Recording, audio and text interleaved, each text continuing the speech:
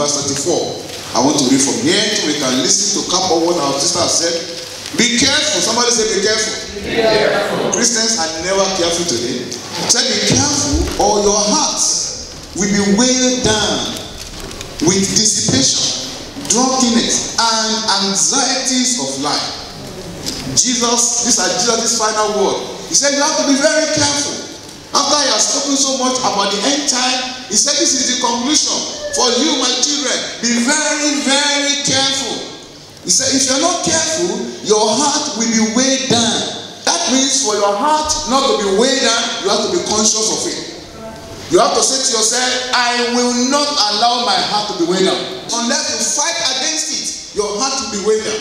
Unless you make conscious effort, unless you say no to being weighed down, it's just going to be natural for the heart of people to be weighed down in the end time. But seeing you and myself, our heart will not be weighed down. Amen. So he said, be careful or your heart will be weighed down by dissipation, by drunkenness, by enjoyment, by anxieties of life. And that day will close on you unexpectedly like a trap. That will not be our portion. Amen. You will not miss it. Amen. Thank you for sharing your dream. The devil can never reveal that kind of a dream. Only God can reveal such a dream. It can never be the devil. It can never be the flesh. On 2 occasions I've seen judgment. By the grace of God, on those 2 occasions I made it. By the grace of God. But something was wrong with me. I didn't fulfill all that God purposed. Those 2 dreams. Was it a dream or revelation? I can't remember. I made it to heaven by his grace. But there was a rebuke that I didn't fulfill all my purpose. I will fulfill my purpose. Amen. You will fulfill yours. Amen. In Jesus' name. My short admonition to us this morning is taken from the book of Jeremiah, chapter 31, chapter 30 rather, the topic of restoration for the whole of June, and if God will lead us for the whole of July, if possible for the whole of the year, we are going to be talking and focusing on restoration.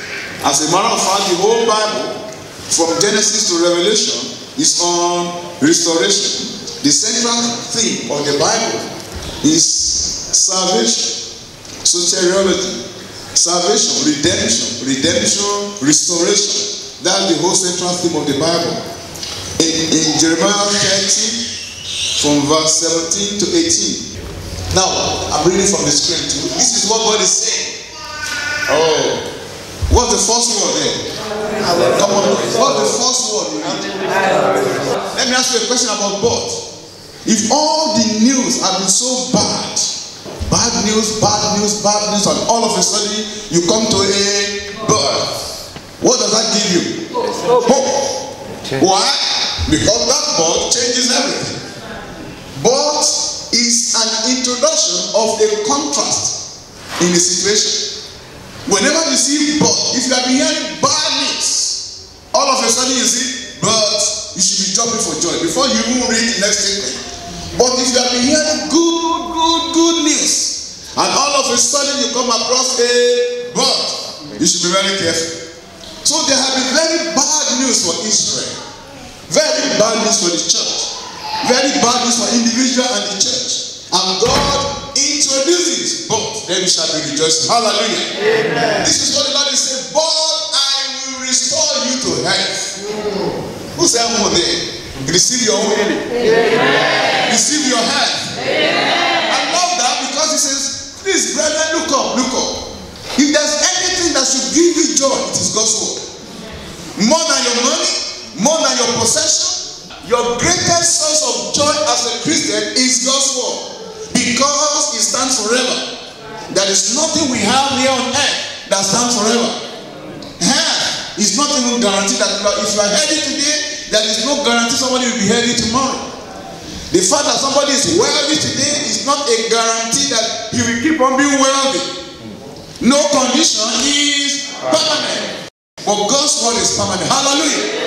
And God's word says, as you tell you, say, but the Almighty God says, I will restore you to health and heal your wounds. Declares the Lord. Because you are called an outcast. They have called you an outcast, undesirable. People that one should not be close to. People that one should not be seen associated with. People that when you are coming, people move backward. They want to do everything possible to avoid you and to dodge you. They want to do everything possible to be sure they don't even get associated with you. But God said that you might be an outcast. Says Zion, for whom no one cares. No one cares about you today. Tomorrow they will care about you. Amen. No one is excited when they mention your name. Oh, Mr. Jack Robinson. So, when they mention somebody's name, so, but they mention Obama. Who doesn't know Obama? Who doesn't know Obama? Who else is popular? That's the right. Yes, I mean really popular. Outside of the Living Church UK, I don't know who knows me. Outside of the Living Church UK, and they know me in my village. Some people are still old, some older people. But very soon they will get to know me. I shall soon become a household name. Say amen for me very well. So shall it be for you too. Let me tell you 10 areas God will restore. Just write them down. Number 1, God will restore a broken spirit. Is your heart broken? Has anybody broken your heart? So many women's hearts have been broken by some careless and nonchalant men. They have been disappointed and jilted. Many people have been disappointed in life. God said, I will heal your broken spirit. And number 2, God said he will heal you from sorrow. He will heal you from sorrow.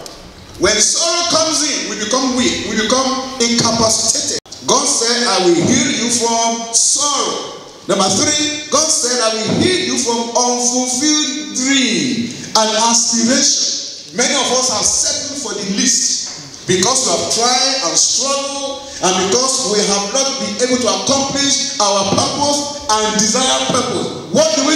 We settle for something less. God will lift up. Amen. You will go back to God's original purpose for your life. Amen. We will reject God's second best for you. Amen. We will reject God's permissive will for you. Amen. We establish upon your life God's original purpose in the name of Jesus. Amen. God said he will restore failed relationships. Every failed relationship, God will restore. Amen. God said he will heal you and restore you from sicknesses. We'll come to that a little bit, at least for sicknesses. Number 5 or number 6, God said he will restore you from financial hardship. You will no longer be poor. Amen. God will meet your need. Amen. God said he will restore you from disappointment. He will restore you from disappointment. He will heal you. He will heal you and restore you from disgrace, from embarrassment and from shame. Hallelujah. Then number 8, God said He will deliver you from unanswered prayer. Amen. And finally, God said He will heal you and deliver you from backsliding. God will restore you from backsliding. Out of all this, we are going to mention just one of them. And this is one God spoke about in the Bible, in that scripture. And that is God saying, I will restore your health. Please let me put on the screen these Bible passages before we pray briefly. Please put there Exodus 15:22. Exodus 15:22. Nobody will leave here sick today. Amen. As many as are sick here this morning, God will visit you. Amen. No, and please, those are the things we are going to begin to pray about for the church. As time goes on, like I said, we are going to pray for restoration of healing back to the church. Not just Living Street Center. When I sat down there, God was telling me from saying, there are so many in the history of the church. People have been used by God to bring so many powerful things back to the church. And none of them has ever happened without intensive prayer. A lot of prayer. There was a time the power of God was not in the church. There was a particular time a particular denomination took over the church of God. No salvation, no holiness, nothing. You have to buy your salvation. You have to do a lot of things. What's his name? Martin Luther. After a lot of prayer and fasting, then he became a great reformer. And then he only had one message: the just shall live by faith. Only salvation. And then later, so many other men of God started coming until people like T.L. Osborne came to the scene. People like Alexander Dowie, they came to the scene. And they saw so many things happening in the church. They saw people holy. They saw people righteous. They saw people saved. But there was no baptism in the Holy Spirit.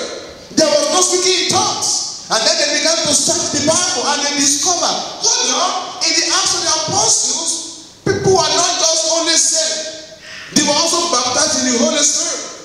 Anyway, the power of God came down. And people began to speak in tongues. For the first time in generation, the power has been there, but nobody was able to hold onto the hands of God to say, Lord, as you have done in the past, do in our generation. But when God found faithful people who were able to hold onto God and pray, they pray now revival that we enjoy today. And then later, and that was what happened. People began to speak in tongues, but there was no healing. And then later, some people also gathered together. We call them the healing movement. They began to pray and fast and pray and fast. They said, Lord, in the Bible, we saw healings. We saw miracles. We saw signs. We saw wonders. How come we are not seeing them in our days? And then power of God came down. Then healing began to flow. They call them the healing ministries. You know, people like Oral Roberts, people like T.L. Osborne, people like so many of them. But you know what they did? They paid the price. You will pay some price. Yeah. God's glory will come back to the church. Yeah. God's anointing will come back to your life. Yeah. You will not remain ordinary Christian. Yeah. Today the body of Christ is so powerless. But tomorrow the church of God will rise in power. Yeah. So in this promise, God said, I am the Lord that heals you. I will not bring Egyptian diseases over your life. Any Egyptian disease in our life today, God will destroy them. Amen. In the name of Jesus. Amen. In 2 Kings chapter 5, there was a man there. I want to show you what will happen when God heals you. The Bible tells us the story of a man, and what's his name? Now Naaman was commander of the army of the king of Aram or Syria. He was a great man in the sight of his master and highly regarded, because through him the Lord has given victory to Aram or Syria. He was a valiant soldier, but he was leprosy. He was a leper. With all those qualifications, he was a leper. And in verse 14, let's see what God did in verse 14. So Naaman went down and dipped himself in the Jordan 7 times, as the man of God has told him. Let's read the last statement. And his flesh was restored, and and became clean, like that of a young. Did you hear that? Yes, sir. That's the final picture of what God will do in our life. Yeah. Listen, when God restores, the end result of God's restoration is always better in quality or in quantity or both after God has made the restoration. Yeah. When human being restores, the result is never the same. If my jacket is torn and I go to repair it, it may not be as the original. You will see some stitches. When my shoes, thank God I don't even go to a shoemaker in this time, because it's more expensive to repair here than to repair in some part of the world. I have some friends who will take their shoes to some part of the world, I won't mention where, to go and repair where they are going home, right? But when a shoemaker or a cobbler repairs your shoe, the quality may not be as good as the original. But when God restores, the quality is always better than before the damage. Naaman was an old man, a captain, powerful man, but he was leprous. He was a leper.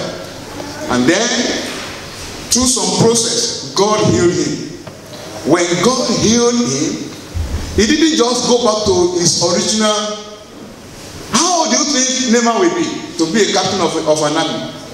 In his 60s. In his 60s. In his 60s, or at least, how many? At the least, he should be 50. So I should be older than him. I'm 60 next year, by the grace of God. Already. Okay. Wow, yes, baby. Who said wow? Yes. Oh dear, baby. Come and ask her how to say. I don't know what she's giving me, so don't ask me. She's the one doing some medication. I don't know the meaning of the medication. That's what I'm doing. So like I was saying. And then when God, definitely he must have had some wrinkles. He has fought in battle. He must have sustained some injury. He has hard body because he was a tough man. He has been through some terrain. So he must be very, when you shook his hand, next time when he stretched out his hand, you will think that before you shake his hand. But when God heals him, what is the meaning of a young baby? It means the person has no scars. It means the person is so handsome, obviously more handsome than me now. You know, that was what God did. By the time God heals you and restores you, your life will be far much better than before you experience the calamity. Your head will be stronger. Your finances will be better. Your home will be sweeter. Everything the devil has stolen in this season of restoration, God will restore. And you will have better quality and better in quantity. For your shame, you will have double. For your disgrace, you will have double. For your losses, you will have double. In the name of Jesus. Do you believe God? Can we seek God together? Can we keep on praying and trusting God for restoration, both for you, for your family, for Living Center? I see Living Center springing up in power, in anointing. I see God's glory, God's grace, God's anointing. I see wherever we have to worship too small for us. I see you yourself occupying prominent place in the house of God in Living Center. I see you doing wonders, doing miracles. I see you laying your hands on the sick and the sick are being healed. I see you coming to church and people are following you to the house of God, saying, we want to go and know your God and serve your God because your own is too much. Your amen is not encouraging. That shall be your portion. That's what you offer. Can God do it? Can God restore us? Can He heal us? Can He give us a new beginning? Lift up your two hands and say, Lord Jesus, restore everything I have lost. Restore my glory. Restore